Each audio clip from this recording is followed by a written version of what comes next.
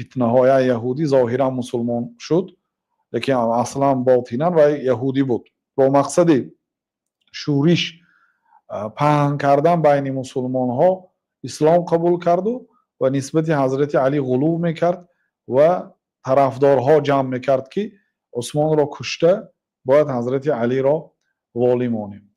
یعنی همین تر آدم هایی که جانبداری از حضرت علی کردن، بعضی هاشون غلو کردن در حضرت علی، گفتن که علی تو خدا هستی، اینها را حضرت علی حکم قتل دادن، آنها را کشتن.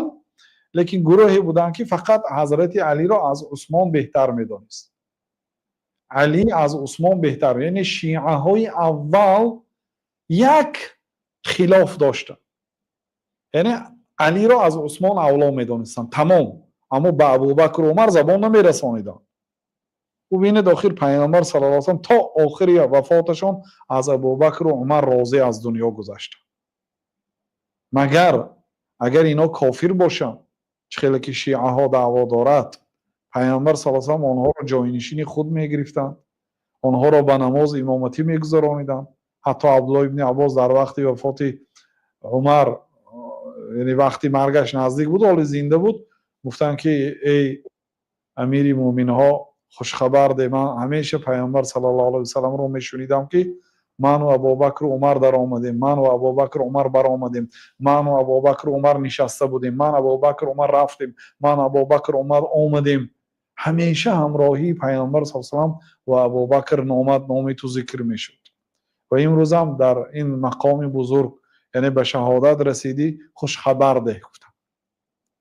بنابراین شیعه های اول اونا مسلمان بودن، یگان مشکلی نداشتن، غیر همین که علی را از عثمان بهتر میدانستن. بعد آهسته آهسته این تطور کرد، یعنی ترقی کرد، غلو کردن، از حد گذرانیدن. من امروز بعض شیعه ها به نام حضرت حسین قربانی میکنن. عجیبش اینو که مثال حضرت حسن و حضرت حسین اگریم، حضرت حسن هم برای خود امام حساب میکنن. اینا خاصتا از همه گمراهترین آنها فرقه علویه، نصیریه، فرقه اثنا عشریه، اینا گمراهترین شیعه ها هستند. اینا بسیار عملهای کفری دارند. اینا تهمت به حضرت عایشه میکنند، تهمت به حضرت جبریل میکنند، تهمت به ابوبکر و عمر میکنند، بسیار تهمت های کفری دارند. اینا از همه فرقه های بدشان با زیدیه ها هست. اونا نسبتاً بعضی علما میگن سبکتر است، یعنی خطاگی های آنها کم است.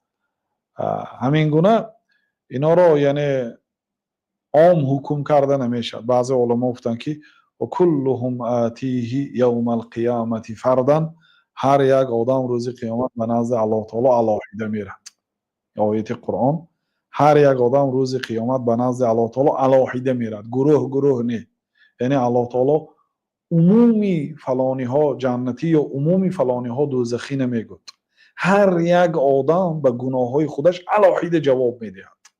کسی کفر داشته باشد وارد بهشت، وارد دوزخ میشود، نسأل الله السلامة والعافیه. کسی اگر کفر نداشته باشد، از دایره اسلام، نواقض اسلام از او صادر نشده باشد، مسلمان باشد ولی از او بدعت و گناه کبیره صادر شده باشد، او زیر مشیت الله تعالی است. الله تعالی یا او را جزا میدهد به قدر گناهش در دوزخ، سپس به جنت میدارد، یا اینکه عفو میکند گناهش را. این به زیر مشیت الله تعالی، زیر خواهش الله تعالی است. بنابراین حکم عام داده نمیشد. البته این سخن علماها و بزرگان ملت اسلام است. هر یکی آنها در پیشگاه الله تعالی علاهیده جواب میدهد به اون رفتار و کرداری که کرد.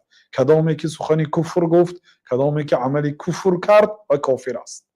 کدامی که از دایره اسلام نبرآمد، یگان نواقض اسلام از او صادر نشد، و یک کسی حکم کفر داده نمیتواند، چون که ما یگان انسان را به سبب گناه حکم کفر نمیدیم.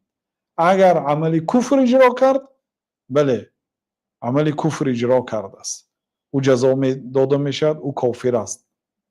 اینا با حاکم یا قاضی حکم میکنند.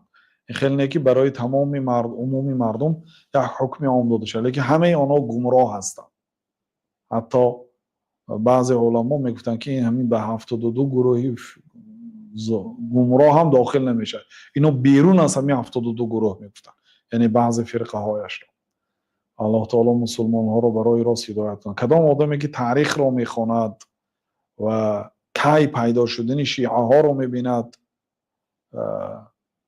چه خیلی تطور کرد این مذهب، بعد میفهمد که این چیزی باطل است، چیزی که در قرآن و سنت نبود، چیزی که در زمان پیامبر صلی الله علیه و سلم نبود، همش نو پیدا هست. بله.